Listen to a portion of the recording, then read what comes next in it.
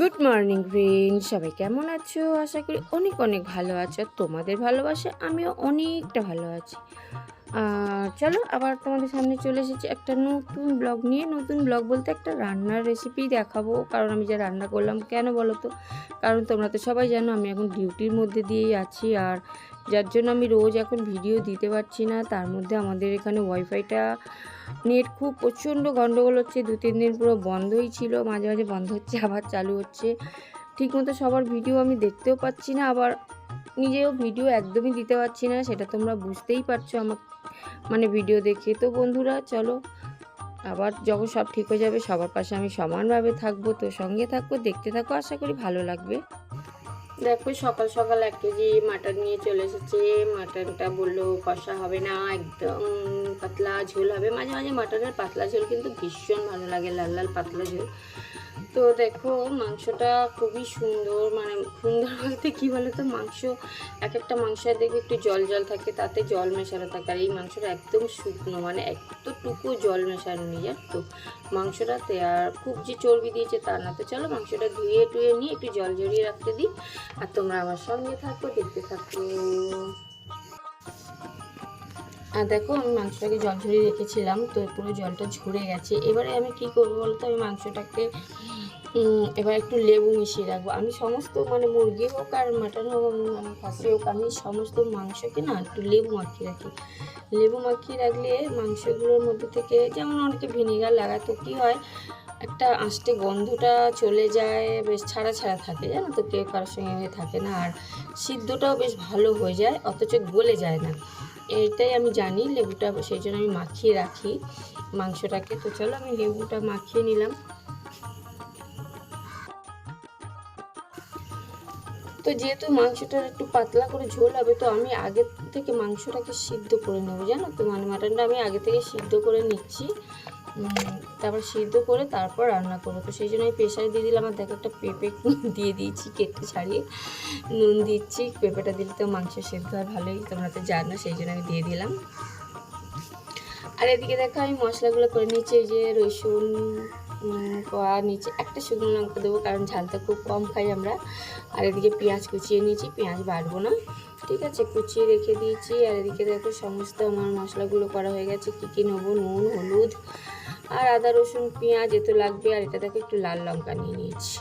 তো চলো মশলাগুলো বেটে নিয়ে আমি মিক্সির মধ্যেই সব কিছুই বাটবো। আমি মিক্সিতেই করে নেবো, কারণ শিলপিল এখন আর বাটা হয় না। তো শিলের মশলা করলে টেস্টটাই আলাদা হয়, সে তো আমরা সবাই জানি, কিন্তু আমি মিক্সিতেই করে নেবো, জানো তো। আর দেখো আদা রসুন সমস্ত দিয়ে, টমেটো দিয়ে একটা পেস্ট তৈরি করব। তো চলো মশলাটা করে নিই।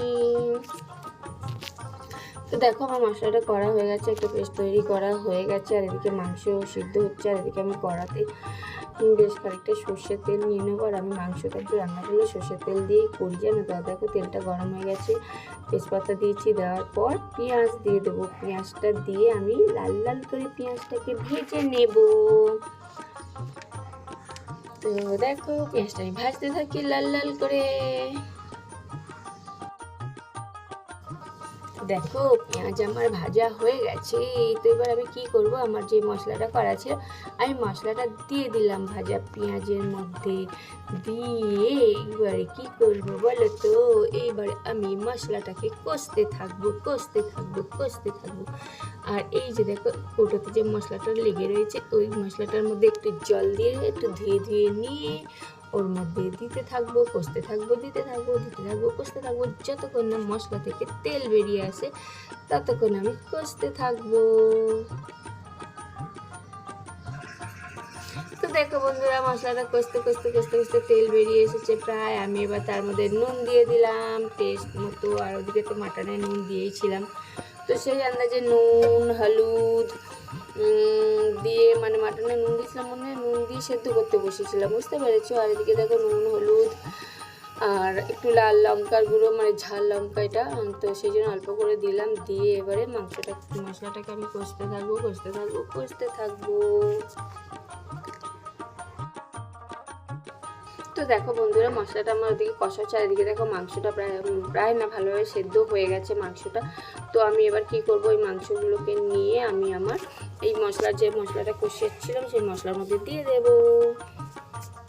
মাংসটাকে ছেঁকে তুলে নিয়ে, আর মাংসটাকে তো এবার মশলা দিয়ে অল্প একটু কষাবো, বেশি কষাবো না, অল্প একটু টুষিয়ে নিয়ে, কারণ আমার তো মশলা কষাই রয়েছে।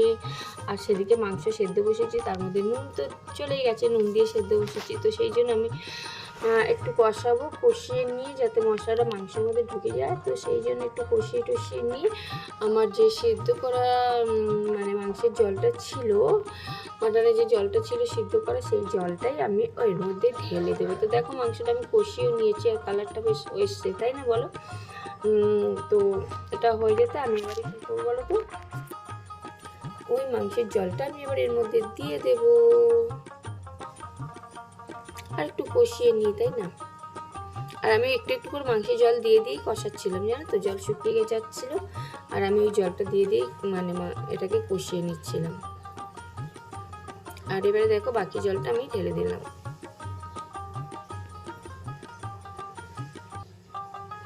আর এক হাত দিয়ে ফোন ধরা আর এক হাত দিয়ে এ করে না, কি যে অসুবিধা তোমাদের কি বলবো।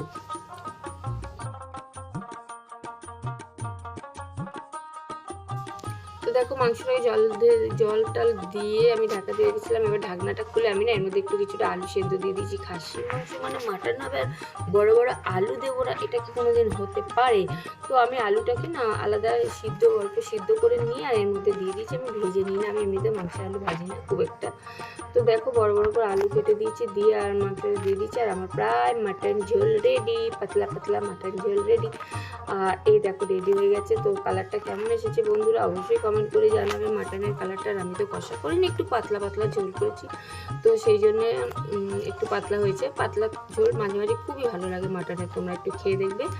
তো চলো আমি ঢেলে নিই। তো দেখো ঢালা হয়ে গেছে, আর এই যে মেন জিনিসটা আমার তৈরি হয়ে গেছে, আর এই যে রঙটা এসে তোমরা দেখো। আর এবার আমি উপর থেকে একটু গরম মশলা ছড়িয়ে দিলাম। এবার আমি গরম মশলাটা দিয়ে এবার আমি ঢাকা দিয়ে রেখে দেবো। তো বন্ধুরা চলো রঙটা কেমন হয়েছে তোমরা একটু বলবে, আর চলো একটু রিভিউটা দিয়ে দিই খেতে কেমন হয়েছে। তো চলো বন্ধুরা, গরম ভাত নিয়ে নিয়েছি, লেবু নিয়ে নিয়েছি, আর মাটন নিয়ে নিয়েছি। আর আজকে শুধুই মাটন দিয়ে ভাত খাওয়া হবে, অন্য কিছু নেবো না, অন্য কিছুর সঙ্গে যায়ও না, কি বলো, তাই না বলো? তো চলো আমি তোমাদের খাওয়া কেমন হয়েছে টেস্টটা একটু বলে দিই।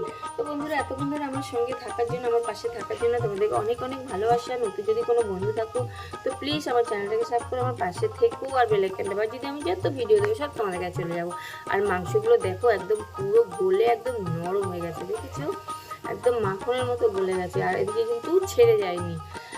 তো আমি এখন খেয়ে দেখছি, কি বলবো, একদম মাখন। তো চলো এবার রাখি বন্ধুরা, ভালো থেকো, সুস্থ থেকো, আর আমার পাশে থেকো। Tata, by.